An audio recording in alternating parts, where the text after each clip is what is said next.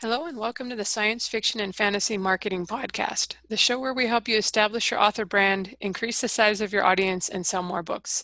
I'm Lindsay Baroker, and I'm here with my two co-hosts. I'm Jeff Poole. And I'm Joe Lalo. And we've got a cool guest for you this week, Nicholas Erik. He is going to talk about improving visibility, launching new pen names, and the trifecta of indie success, among other things. He's the author of over a dozen novels, including the space opera trilogy, The Final Colony, the dystopian cyberpunk Remnants trilogy, and the sci-fi mystery Shadow Conspiracy trilogy. He also writes urban fantasy under D.N. Erickson. And he writes a lot of these really great guides on Kboards and on his website that sum up strategies of what's working for authors when it comes to book launches, advertising campaigns, and things like that. So that's why we invited him on the show. Welcome, Nick. Thanks for joining us. Thanks for having me. Do you want to tell us a little bit about yourself and how you got started with writing and publishing? Well, that was a pretty good intro. I guess I started publishing back in 2012, so 6 years now. I would say that the early stages really didn't meet with a lot of success. Sold 14 copies of my debut novel, which obviously, I think that's probably something that a lot of people encounter, although they might sell more, didn't really get many people to buy that. Probably luckily for them, wasn't very good. But since then, I've kind of honed my marketing and hopefully honed my craft so that people who do buy my novels now that are better marketed enjoy them. That's always good to improve and get more readers as you go along. You definitely seem to enjoy analyzing kind of what works and what doesn't work when it comes to the marketing and I guess packaging and selling everything. How did you get into all that? When I was younger, I was really into the stock market. So I think it came as kind of a natural extension from there. It's probably unusual in terms of authors and the indie community, just because a lot of writers seem to be averse to numbers. But I actually almost prefer that part of it to writing the books. It's really interesting to see how certain trends break down and find strategies that work. Not as exciting when you try something that you think is a sure, thing and then doesn't work out. But I do enjoy that. Yeah. I've definitely found that sometimes the books I think are going to sell really well do not, and then the other ones where I'm don't have high expectations sometimes surprise me. So I think even the traditional publishers have trouble telling what's going to be a hit and what's not. Yeah, definitely. What made you decide to try a pen name for? Sounds like the fantasy you do under a different name. I know a lot of people, of course, do erotica or like really different, vastly different things under different pen names. But did you just want a fresh start, or what was the motivation there? Yeah, I think sometimes you just want to wipe the slate clean, so to speak, and as you said, a fresh start. No real other reason, especially because sci-fi and fantasy do have some crossover, and the audiences tend to be accepting of different books within the subgenres. So I think it would probably make more sense from a marketing perspective to have them both together, because you might get a little bit more crossover. But yeah, I think just psychologically, that's why I decided to do it. Just try something completely new and try to get something going there. All right. Now, obviously, when you launch a pen name, in order to launch a pen name, you usually have already had another name that you're writing under. Is there any difference between how you launch a pen name versus how you launched your, say, initial writing name? Well, I would say that with my initial writing name, I didn't have any sort of launch at all. Like, I didn't know what I was doing. So in that regard, I think that my story is a lot like most authors when they start out. They're really fumbling and they don't have any idea how to get people to their book page, how to get good covers. Good meaning genre specific, not necessarily professional art. Like, I think my covers have always been professionally done, but not always on point genre wise, since I was the art director and my taste didn't line up with what was selling on Amazon. So yeah. Now, when you launch a new pen name, like, do you ever put any thought into whether or not it should be isolated or separate from your name, or even secret from your name? Like, what goes into that decision-making process? Yeah, I think Lindsay made a good point earlier. If you have something that you need to keep separate, like really spicy romance or erotica, where certain people will be bothered if they accidentally pick it up, if they have milder tastes, I think that makes sense. Um, Subgenres that don't have a lot of crossover in general, like I think it probably makes sense to keep your, maybe if you have a romance pen name and then an epic fantasy pen name, there's not going to be that much crossover there, and it can be a little bit confusing to potential buyers. But as long as it's not really, you're not going really spicy with the heat level, you could probably just release everything under one name if you really don't want to manage anything else. So let me ask you, do you have any tips for authors that they should be aware of should they decide to use a pen name? Like, for instance, are there any legal points to consider or any changes to the taxes that you're aware of? Well, I guess just preface that by saying I'm obviously not a lawyer, but to my knowledge, no. It works pretty simply on Amazon. You can just pretty much enter any name you want in the author field. So it's pretty simple. I publish 5 or 6 authors under my account, not pen names, actual other people. So including myself. So like have run into no problems tax-wise with that or anything like that. So it's just really straightforward. The other thing is under Author Central, you can claim up to 3 pen names under one account. So that makes things fairly easy. If you have more than that, and I think it probably becomes complicated. So if you're looking to expand into more pen names, I'd probably try to keep to 3 just so you're not logging in and logging out of all these accounts all the time and stuff like that. I did not know that, and I created a new Author Central account for my pen name 4 years ago anyway. I don't know if there were other options, but that's good to know to make it easier to manage. You mentioned having other authors under your account. Are you kind of acting as a small press or doing collaborations?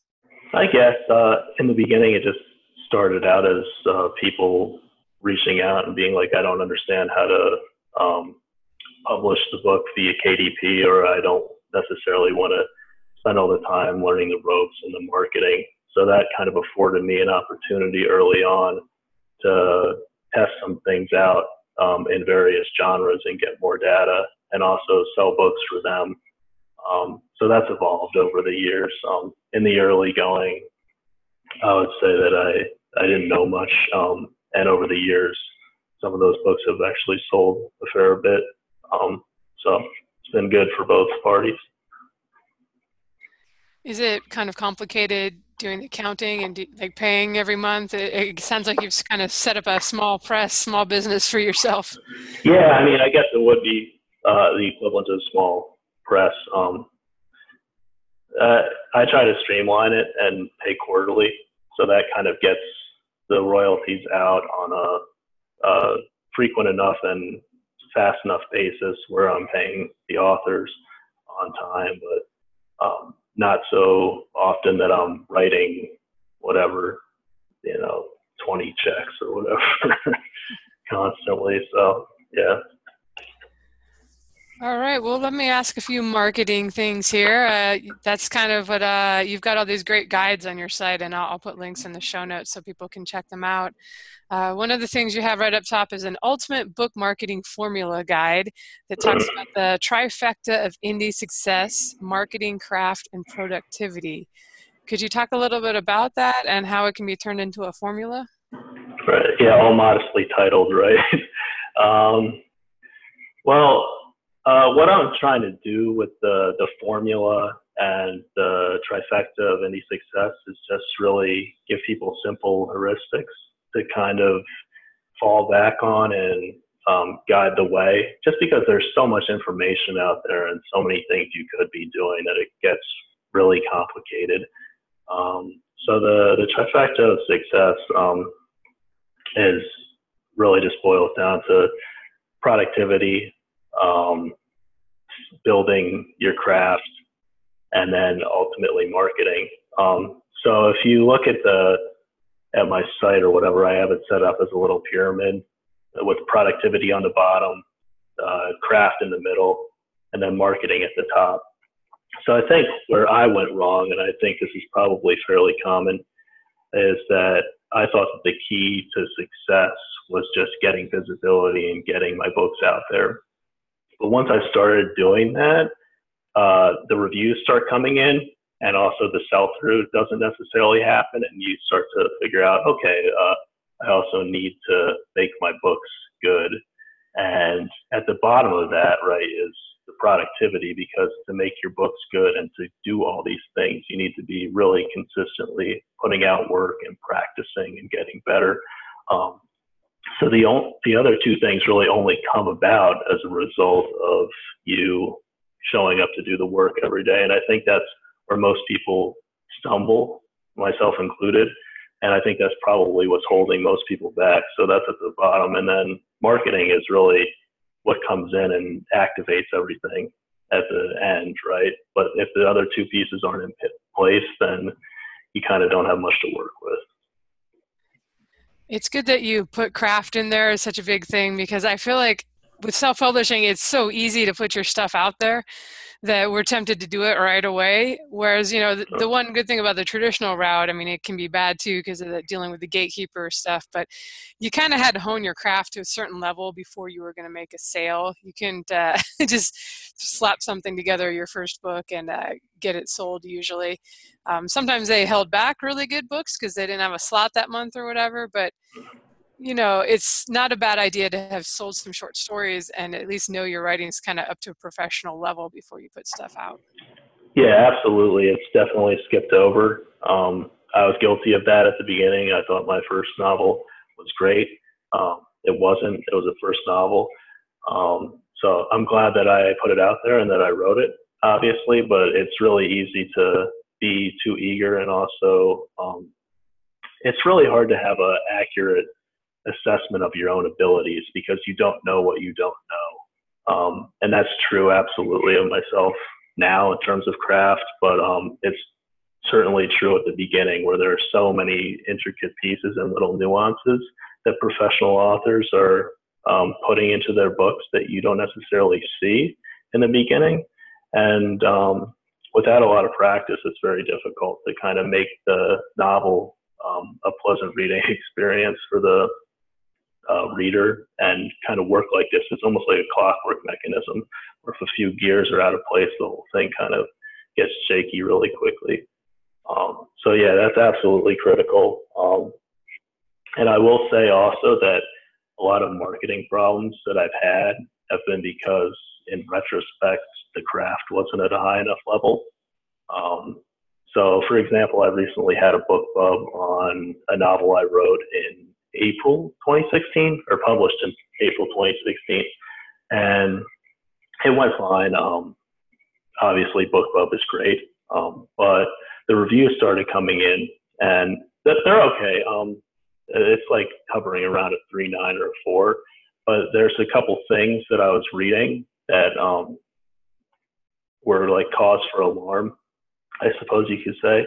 And so I'm writing the third book in the trilogy finally. And I was wondering why this series wasn't successful back in April, back 2.5 years ago. At the time, I couldn't figure out why it wasn't successful. And I thought maybe I missed the genre or I didn't market it well. And I think there were problems with that, but just really reading the book, it just didn't quite come together properly. Like there were good ideas and some good sections, but as a whole, it was kind of uneven, right? And that's going to really hurt you in the sell-through. And if you're writing series, which most indie authors are, it's going to really hamper your marketing efforts significantly. So I would absolutely invest a lot of time into craft as much as you can. If you can write every day, that's obviously pretty much what a professional writer is all about. Like you just write. So like as much effort and as much time as you can put into craft, that'll really pay off and make marketing so much easier, because it's easier to market a book that people want to read and to give them something that they don't. Yeah, it's sort of a cruel reality that the first book you write is the one that you're going to have to do most of your marketing with, and it's also the first book that you wrote. So even in a series or overall, that tends to be the case. Yeah, absolutely. All right, so we talk about how, productivity, craft, marketing in that order. Particularly for authors who are just getting started, time can be at a premium. So, like, how does one gauge if one is being productive enough? Or, I guess, like craft, you can tell by review scores. But, like, when you only have so much time to go around, what do you consider enough productivity? Yeah. Well, I'm not sure. I don't know how much people want to hear about this from someone who's 29 and has no kids and other responsibilities other than writing. But I will say this from my own personal experience, that generally time is not the issue. Rather, writing good novels is difficult. It takes a lot of focus, and it takes a lot of ability to kind of unplug from various distractions, whether it's Facebook or Monday Night Football or the latest Call of Duty or whatever is your preferred method of distraction. It's really hard, and it's much easier to do those things.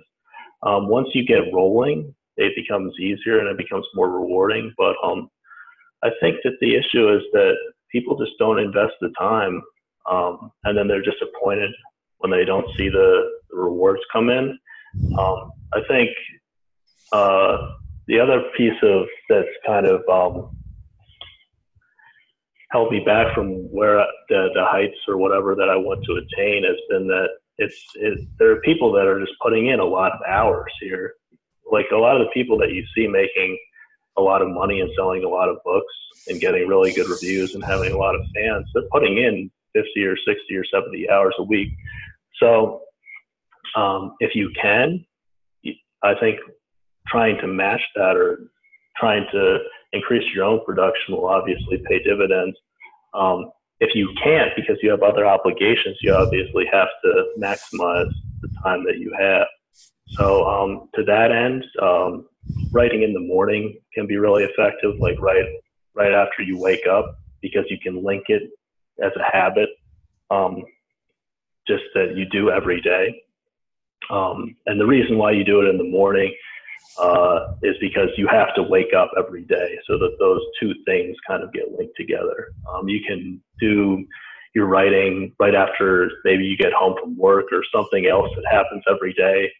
If you have like a dog or something like that, after you write 200 words after you take the dog out or right before or something like that, where you can steal these little pockets of time that you normally would either be flipping through your phone or doing something that's generally not productive. Like I would suggest that, because you can, if you hone that ability, you can kind of accumulate piecemeal throughout the day, maybe 1,000 words or 1,500 words, even though you don't have a huge block of time to work with. So that's what I would suggest to try. And if it doesn't work, the other thing about productivity is just throw it out. Like everybody out there is saying, oh, you have to do this or you have to do that. Certain things aren't going to work for you at all, and other things that like people claim don't work at all will be effective. So try things and see what works for you.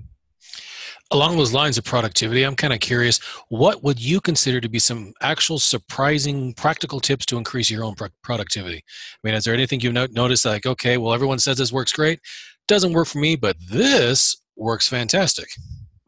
Yeah, that's a good question. Let's see. I think the most surprising thing is how much work you can get done when you're not distracted. That's what surprises me the most.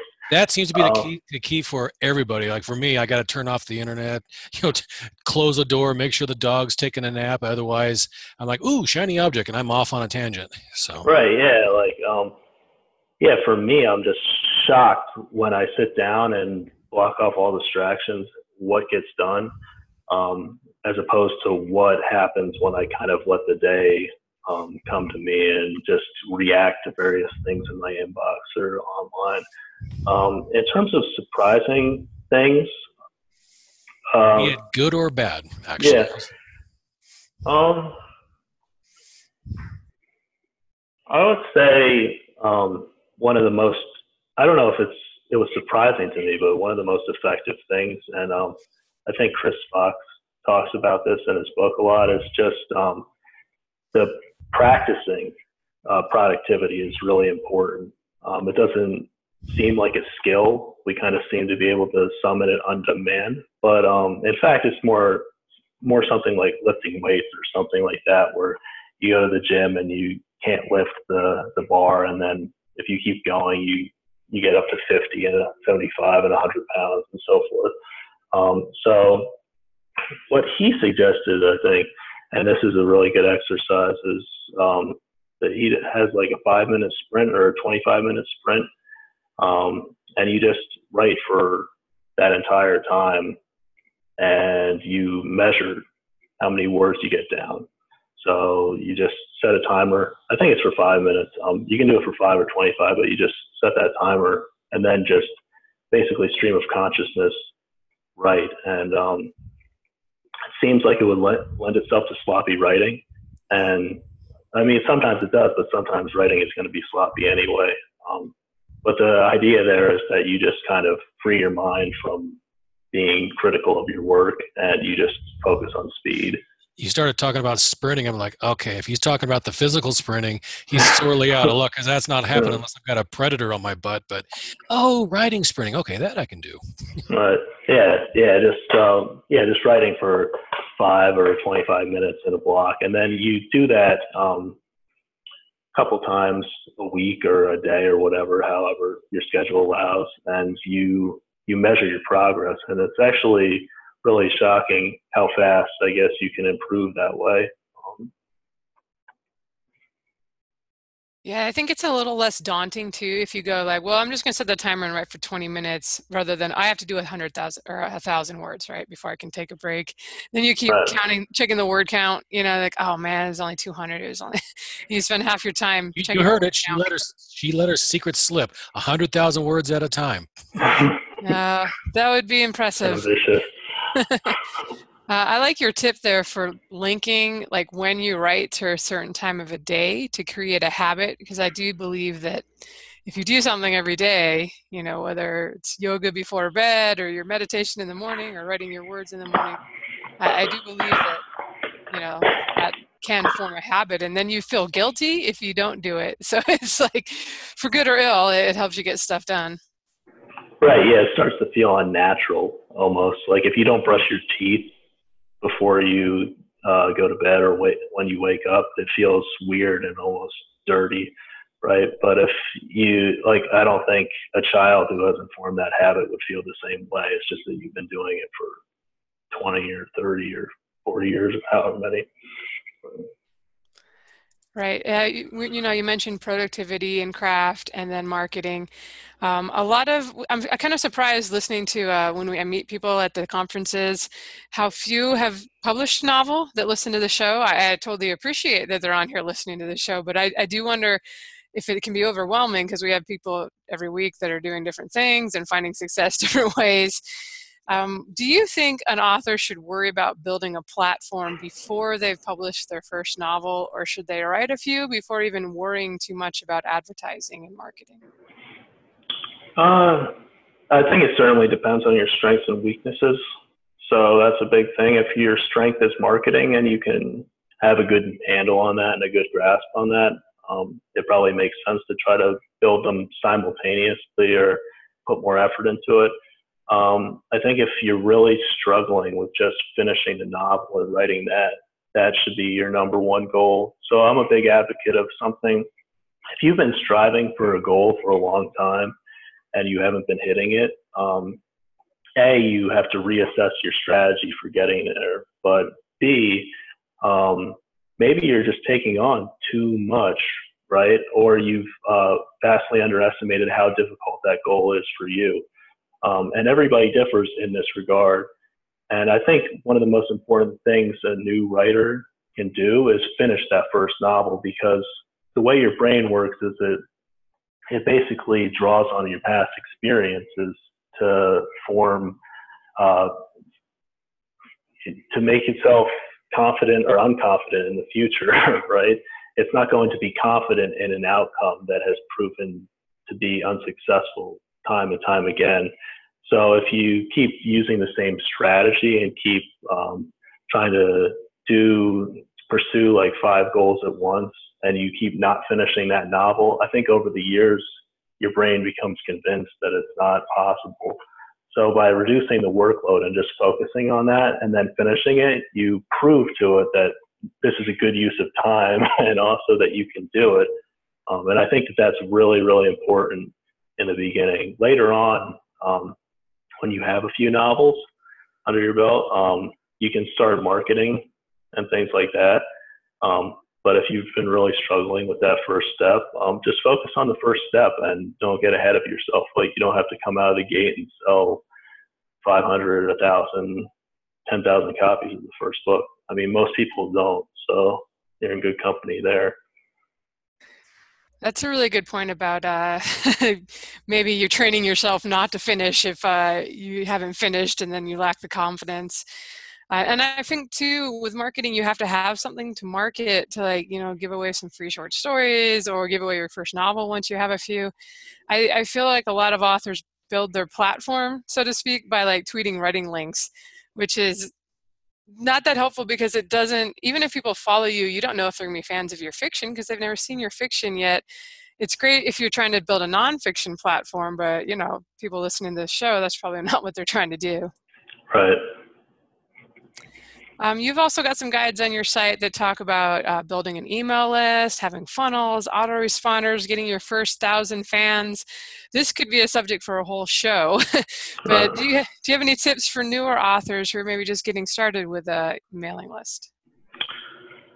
Yeah, well, finish the novel first, right? If you haven't done that. But if you have a few novels under your belt, and maybe you have a series that you've completed or you're confident that you'll complete and so forth, I think it makes sense to start an email list as early as possible, as early as you can kind of swing it. People tend to get a little bit intimidated by MailChimp or any of the other offerings if you're not familiar with marketing or the interface. They look daunting.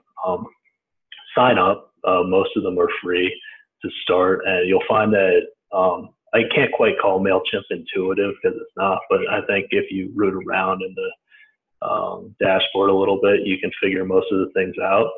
And there are a bunch of tutorials online to deal with the technical aspect. What I see with a lot of these things, be it Facebook ads or MailChimp and things like that, people get bogged down by the technical side, and they just I don't think they even register. They register and then don't click the confirmation email and stuff like that to confirm their account. So they don't even get started. Look, with the mailing list, what's going to happen is you're definitely going to screw some things up at the beginning. Your form isn't going to be linked to the right list, so they're going to get no email at all, or they're just that email address will be lost. So I would get started with that. But in terms of practical tips, once you're actually have your forms up and running, I think the easiest way to get started is if you have a reader magnet, which is something like a prequel novella or a full-length novel or short story that's not exclusive to Amazon, you can enter into cross promotions on Prolific Works and BookFunnel. Prolific Works is free for the first month, and it's $20 a month thereafter. And it's probably the best deal in terms of list building and early marketing that you can do.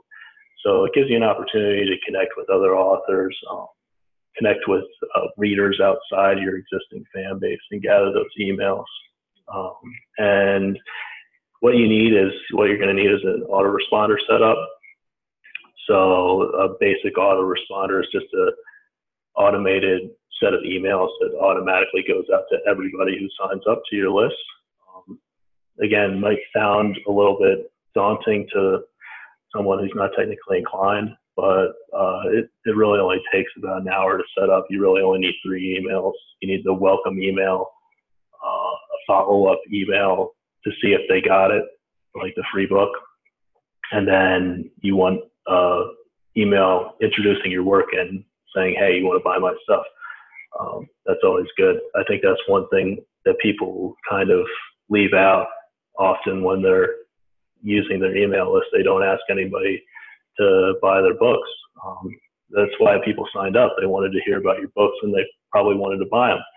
So that's always a good thing. So yeah, register for Prolific Works. You can find on Prolific Works, they have like, I don't know if you would call it a forum really, or they have a matching kind of service or whatever that allows you to join cross promotions right from the site. So it's really easy. There used to be some cross promotions listed on Kboards. I don't know if that's how long that'll continue. I haven't seen as many in recent months. And then there are some cross promotions also on Facebook groups. So. All right. Now, you start you're building your mailing list, and there's, like you mentioned, getting your first 1,000 fans. There's a popular rule of thumb that all you need is 1,000 true fans in order to have a career. Is there a number that you should be shooting for on your mailing list, or is it more about growth than milestones? Yeah, the reason I had that milestone there is kind of goes back to the finishing your first novel or finishing your first couple novels things. I think it's important in the beginning to build confidence. So with the mailing list, the reason I talk about the technical side and also being hesitant to email people and get them to buy their books, I was okay with the technical stuff, but I was really hesitant to even send out an email to people. So I'd gather like 50 names or 100 names, and then I would never email them and delete them. And then I would gather up another 100 or whatever, most of these organic, and then I wouldn't email them and I'd delete them. So this happened a few times, and then I was like, I kind of need to get it together here. This isn't quite a good strategy for building a long-term platform here. So the reason I use 1,000 is because it's a nice number, and it also has enough critical mass behind it to kind of get you some results and also show that, yeah, hey, this is worth doing.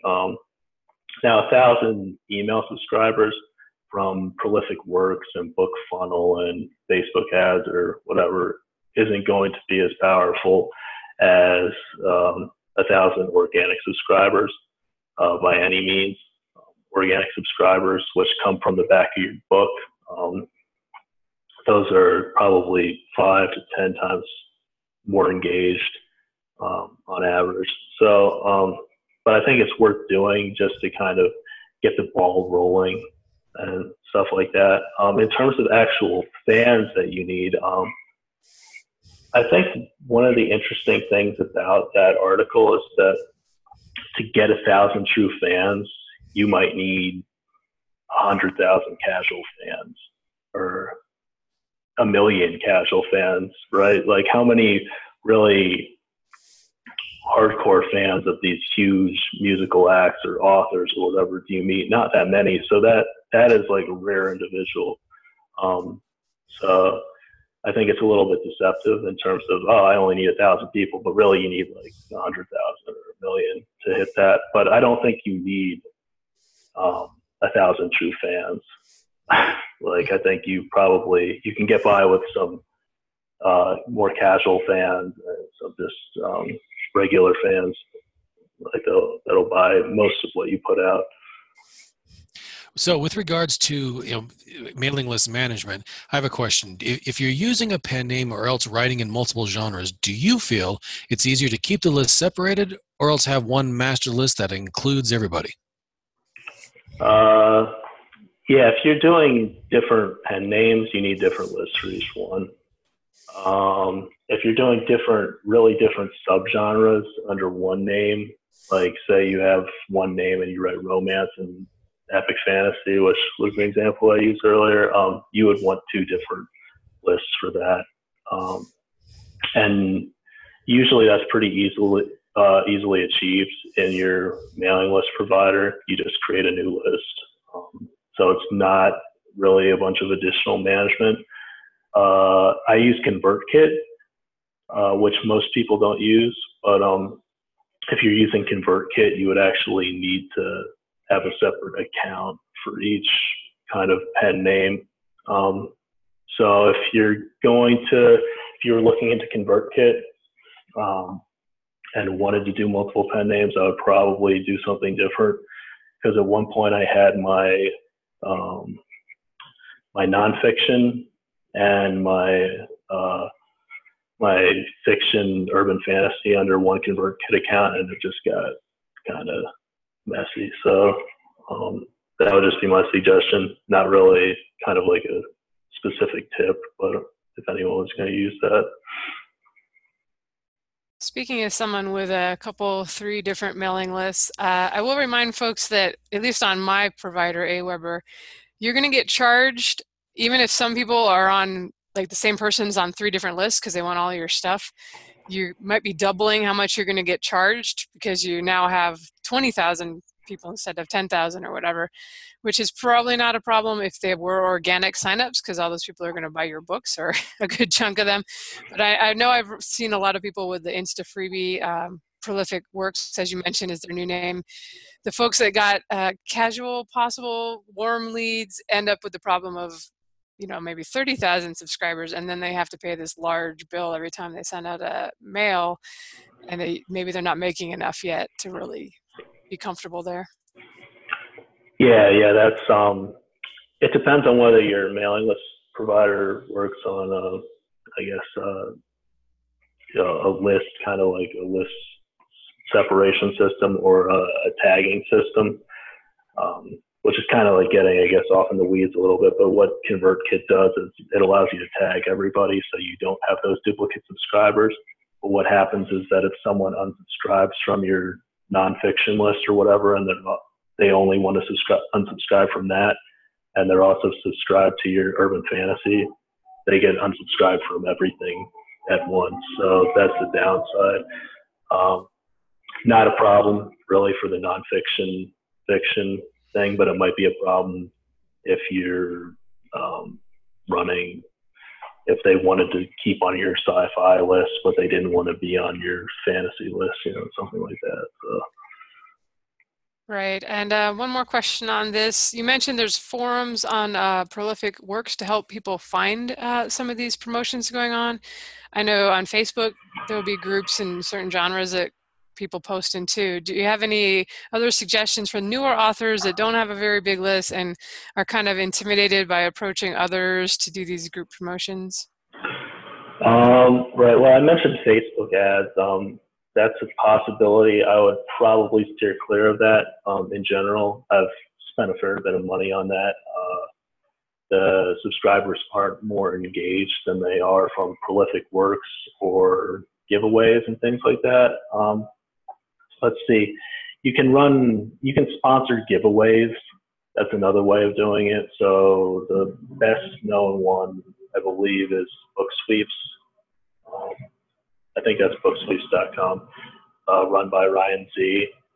So they run a variety of mailing list builders, some other things as well on their site, and it's about $60 usually. Sometimes there are coupon codes, but you join up with 15 or 20 other authors in a specific subgenre. Like I just did one for urban fantasy, and Book Sweep sets it all up, and you basically give away copies of your books and also like a new Kindle usually. So that can net you some engaged subscribers. And let's see, anything else? I have a list of some of the ones that I use. There are a few companies doing similar things to Book Sweep. So I have a list of them on my promo site page. So I guess you can link to that in the show notes, but it's nicholaserik.com/promo-sites. And there are some that I use there. All right. Yeah, I will definitely include that in the show notes. And, kind of let's move on to advertising a little bit. You had like a really great guest post on David Gaughran's blog a couple of months ago, talking about sort of the fundamental principles of making advertising work, and that a lot of the profit comes from sell-through in a series or some such, and that it can be hard to break even on a standalone book. Could you just talk a little bit about that? Sure, yeah. Basically, with advertising, the click prices and the cost of advertising in general has gone up since everyone started, and it's getting more and more pricey. So what you really need to do is you need to have a series in place to make a profit, because often what you're doing is you're selling your first book at a loss. Either you're selling it at full price for say $3.99, but you have to spend $5 or $6 advertising it to get that sale, or you're giving it away for free or 99 cents, in which case it's just a straight up loss leader. So what that means essentially is that it harkens back to the conversation we were having about craft being so important. Your money comes from books 2, 3, 4, 5, 6, and beyond. And not only that, but the person becoming a fan of your work and buying other series, other books that you put out 5, 10, 15 years from now. And they're only going to do that if they actually like the books, which is an obvious point, but definitely one that I overlooked. It's kind of the assumption that, oh yeah, my work is great and everybody's going to love it. Often that's not the case, unfortunately, especially in the beginning. So if you're having trouble advertising at a profit and you have a long series, a lot of the time it's because people aren't reading through the books. They're either not getting through to the end of the first one, or they reach the end of the first one and there's no real compelling reason for them to read books 2, 3, 4, etc. So if you're having trouble with that, the obvious solution, I guess, is to shift the focus away from advertising for a bit and actually focus on the craft. That's going to pay bigger dividends. So yeah, I go through in that post about how to calculate all this stuff. I won't throw a bunch of formulas and stuff out there right now. I don't know, but yeah, it's all there if people want to go through it. All right. Now, let's say you've done your work, your craft is in place, and you've got a series that's got reasonable sell-through. Obviously, longer series means more sell-through, but unless you have 100% sell-through, which no one does, each successive novel is going to have diminishing returns. So, like, is a longer series always better, or is there come a point where you should chop off? It's always better if it's good, I guess. If it's still good.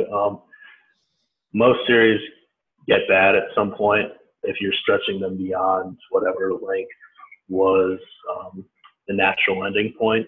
And for some authors that might, and series that might have been a trilogy. For others, it might be 15 books. It's really up to the specific series and also the author's skill and how the arc was designed and so forth. I would say it's probably better, just in putting my consumer hat on for watching shows and reading series that have gone on way too long. It's probably better to leave people wanting more rather than really frustrating them and drawing things out for the sake of either getting more Kindle Unlimited reads or selling another $5.99 volume. Just because it's probably not going to be the last series that you write, and it's not going to be the last book that you write. So it makes more sense to have them excited about the upcoming books rather than have the reader get the distinct impression that you're milking them for money and that this is a cash grab.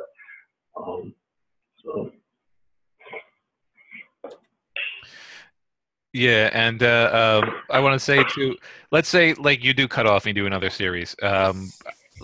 Is there going to be any sort of follow through to the other series? Is there any work that you can do to try to link readers through to the beginning of a new series as sort of like pseudo sell through?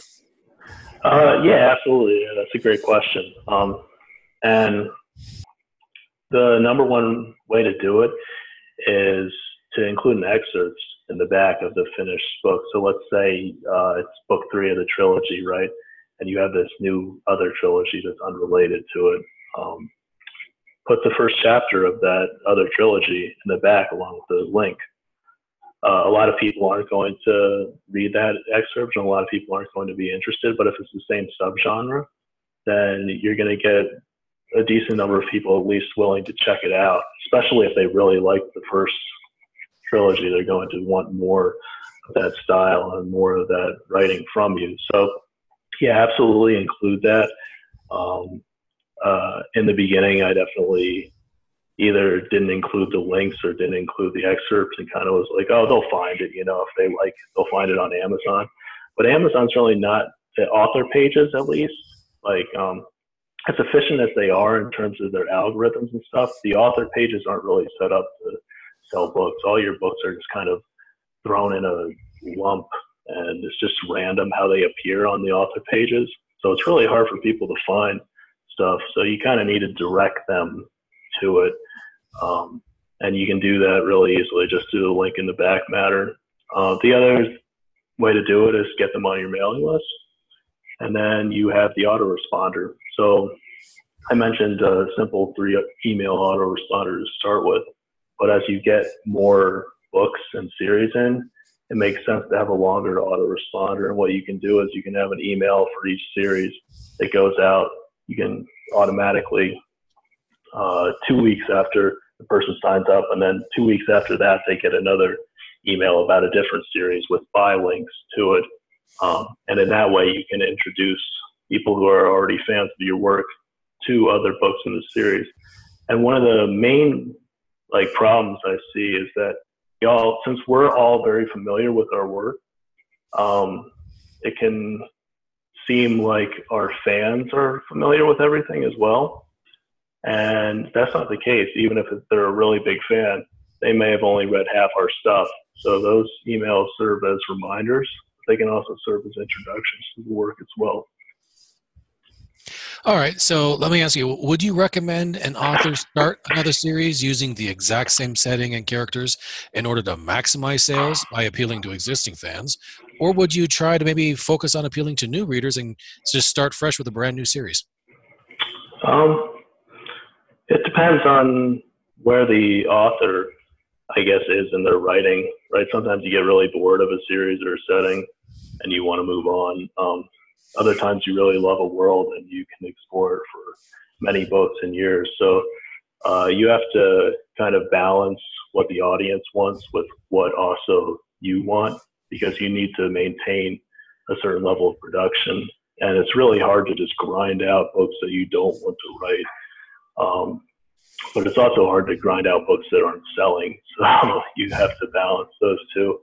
I would say if you had a successful series and a successful setting, it's worth exploring a spin-off, particularly if in the reviews and in reader emails and so forth, you've received feedback that that's something that people want.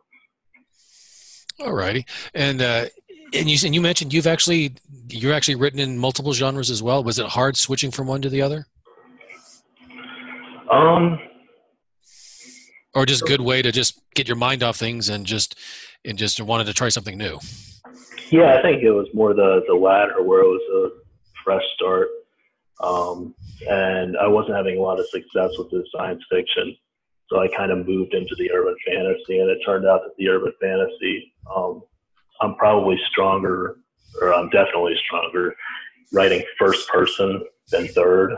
So that's more of a natural fit for the tone of my work and my strengths as a writer. So it turned out to be a good switch there. Yeah, there's nothing wrong with trying something new if you feel like sometimes it's hard because you have a little success and you're able to build up some readers, but you see oh, here's your buddies are in these other genres that are just killing it with the urban fantasy or whatever it is. And, I feel like you feel disloyal, maybe abandoning a series early, but you can always come back to it. And you never know. A lot of people, they know so much more the second time that they'll have that kind of success with the second thing they try. Yeah. It's definitely worth trying different things if you haven't found your footing. You obviously want to give the initial, whatever you do initially, a fair enough shake and a good chance of success.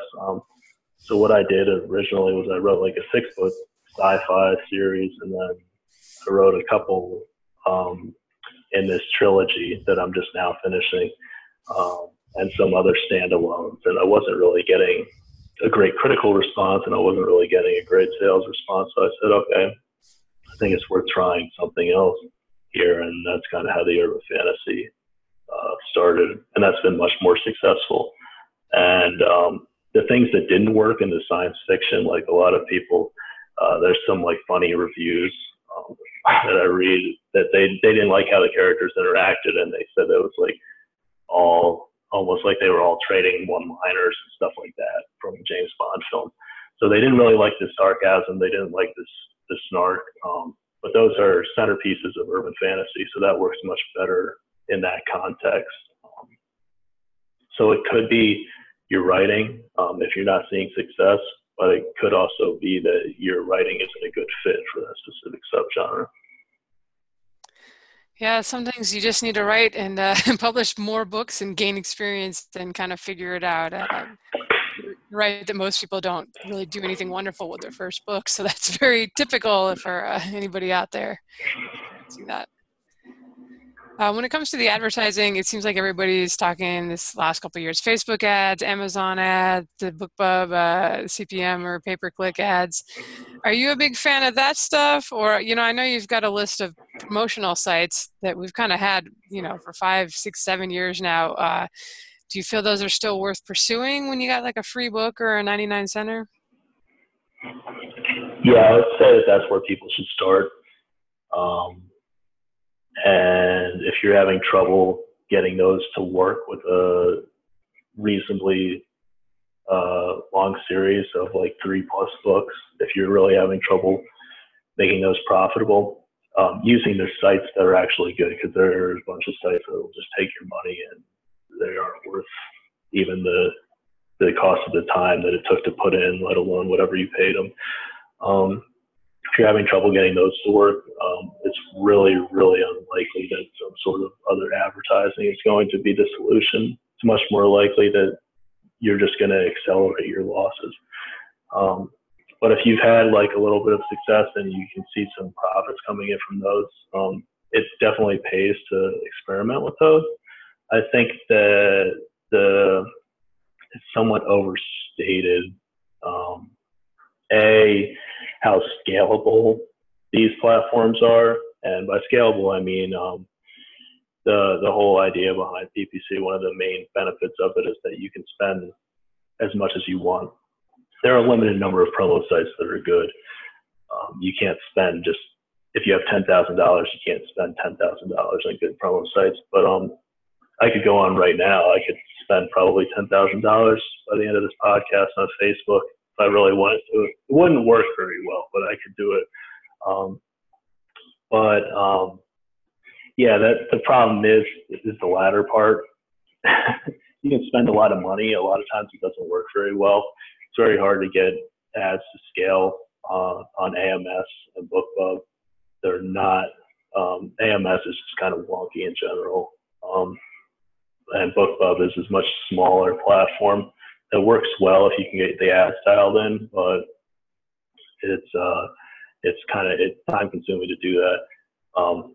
With Facebook, the big thing is that they have 2.2 or 2.3 billion users, right? So it's a potentially huge amount of readers that you can draw on. In reality, I think that most people's experiences are going to be pretty negative, because you're going up against a lot of big corporate advertisers and a lot of deep-pocketed entrepreneurs and stuff like that for other interests. Since everybody, they don't necessarily just like Nora Roberts or George R.R. Martin. They like 70 other things. So you're competing for ad space rather with those people. So there's this really steep learning curve, and it's worth exploring. But if you can't get the other stuff dialed in first, you're gonna have like a really steep uphill climb. So I mean, at this point, I've spent a lot of money on it. I'm kind of like on the fence about whatever I'm gonna do going forward. The other thing is, this is really important to say, not all books work with all the platforms. So even if you're really good with Facebook ads or whatever, there are certain books that you're just not going to be able to advertise on Facebook. They just won't work for whatever reason. Certain books will be like mega hits or whatever. Unfortunately, you can spend a lot of money kind of trying to push dead weight up the hill. So you need to kind of have that experience, and you're probably, what experience means in this case is you have to have lost money and then use that experience to figure out how to make money. But it's kind of painful. It definitely can be, and I like your tip there to kind of start out with some of the promo sites. Like we've had Jeffrey from the Fussy Librarian on here, and we had the Readsy, Free Booksy, Bargain Booksy guys on a couple years ago, and those are ones that have been around for a while. And I know a lot of them kind of publish like what you can expect for downloads for your genre. Like, oh, we usually get 600 to 1100 free downloads, and so maybe that's a good way to see, like, if you only get 300, maybe your cover and blurb and stuff just aren't there yet. Yeah, I would say that's a lower risk way of doing it. It's also much less time consuming. So we were talking about earlier, if your time is limited, I think that's probably going to give you the most bang for your buck. The other thing is that if you're in Kindle Unlimited, you can do some interesting things with countdown deals with the promo sites. So free is really powerful, particularly if you're in Kindle Unlimited because of the page reads and the way that all works. So you can give, say, if you have a 5-book series away for free, you can give book 1 away. If you have a 5-book series, rather, you can get book 1 away for free, but then you can put either all the rest of them on Kindle countdown deals or the first 2 and 3. And what that does is it gets the ranks moving a bit, and you can generate a lot of instant sell-through just from people picking up those books along with book 1. So if your rank gets high enough, you can kind of get a nice tail going there for not a lot of money, like spend $500 to $1,000. You can probably get book 1 into the top 30, top 20, maybe higher if you've never advertised it before. Like I got a book that hadn't been advertised before, a mystery, into the top like 10 on the free chart. And then just a ton of instant sell-through to the other books that are discounted. You get 70%. So that can be nice if you have decent length books because of the page reads that come after, but also you get the immediate sell-through. Yeah, it sounds like a good tactic. All right, so one of the questions I have, and this is, I realize, a problem that's good to have. But let's say that you've been at the pay-per-click advertising game. You've been crafting ads for a while, and you've been, A/B testing and doing everything you're supposed to do, and you've put together what is probably the best ad that you can make. And then it runs its course because no ad continues to really pull in forever. What do you do once you've found the method that works and then used it until it stopped working? Like, where do you go from there? Yeah, basically you start over. You just do that process again and again. So it can be a little bit like running on a treadmill, unfortunately. And if you're not predisposed to enjoying that or finding the analysis interesting, honestly, it's gonna suck. And like, I don't even know if someone doesn't at least find some sort of interest in the analysis, it's probably going to be a tough long-term sell because they're just gonna shelve it. So one thing you can do with ads that were working and then stop working is that you don't delete them, you just turn them off. So this works on Facebook and BookBub, not AMS, because AMS just, I don't know, it just seems to run according to random chance. Not sure what's going on there. But with Facebook and BookBub, if you have some sort of creative that was effective but has run its course, you can pause it or just turn it off. And then you don't have to delete it. You don't have to throw it out. What you can do is you can run it in another 6 months or 9 months when the audience is kind of refreshed. So if you get enough ads that are good, then you can kind of rotate them through. All right. So my question I have for you, and my last one actually is what would you say is the single most important bit of promotion an author could possibly be doing for themselves? Maintaining a mailing list, offer perma-free series starters. What's your opinion? I would say it probably depends on the person's situation in terms of what they prefer to do. But in general, I would say for 99.9% of authors, it's going to be the mailing list, just because it's a conduit to readers that you control. Organic signups really take zero maintenance and zero effort to gather once you have that web form set up on your website, which is like a 5-minute install process. And that just keeps going forever. So even if you don't want to do any of the prolific works and book funnel stuff and giveaways and anything else to build your mailing list, like get that form up on your website and get that link to your newsletter in every single book that you have, because that's going to be a great source of fans for years to come. Yeah, we should maybe emphasize that your mailing list and your website are really the only two things you completely own and control. You know, we talk about Facebook advertising and strategies for Amazon advertising and building social media followings and all that, but any of that can go away anytime or just become less effective. So I agree, definitely the mailing list. Yep.